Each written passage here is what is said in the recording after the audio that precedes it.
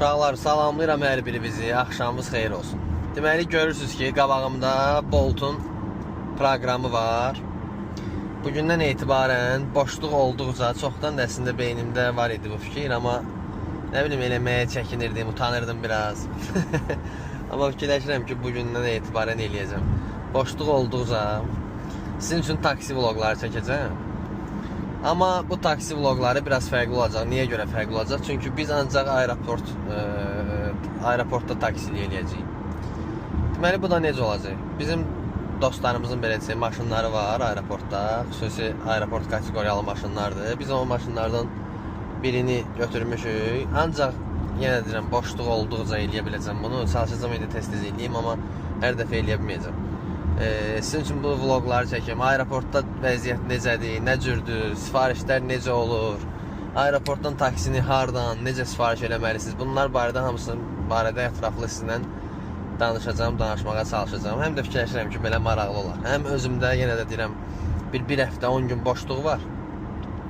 Fikirləşdim, bu boşluğu doldurmaq lazımdır. Boş qalmaq mənim həyatda ən belə zəhləm getdiyim şeylərdən biridir. Həm də aeroport haqqında danışım. Aeroportda maşınlardan, kondisioneri də yandıraq. Aeroportda deməli işləməyin əsas şərtləri nədir? Yəni qaydalar nədir? Xüsusi geyim qaydası var. Ya qara 3 düymə polo, yəni köynək geyinməlisiniz, ya ağ beləsə saroçka geyinməlisiniz, ağ köynək geyinməlisiniz. Xüsusi, yəni səliqəli geyimdə olmalısınız. Maşınınız həmişə səliqəli, təmiz olmalıdır. Ondan əlavə olaraq bəzək, məndə indi bəzək yoxdur, bəzək bilməm hardadır, bəzək də çıxartmışam, bəzək də tapıb qoyacam ora. No smokingdir, bəzəkdir, bütün bu məlumat şeyləri olmalıdır. Ondan əlavə burada deməli post terminal var. Post terminal yəni bu telefondadır. Post terminal olmalıdır.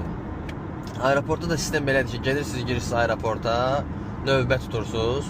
Məsəl üçün 50-ci maşın kimi girdiniz aeroporta. 50-ci maşın o demək ki, siz 50-ci sifarişi sizə verəcək. Mən üzü şəhərə təyinat qoyacam, mən ancaq şəhər tərəfə gedəcəm, onu da deyim. Onsuz da ancaq gecə işləyəcəm deyə təyinat mənə bəs eləyəcək. Belə, bu video məlumat videosu olsun, növbəti videolarda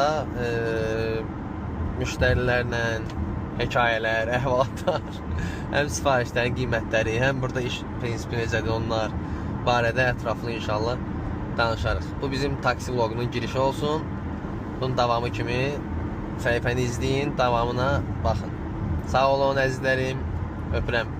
Öpüyorum sizləri. Sağ olun, salamat qalın.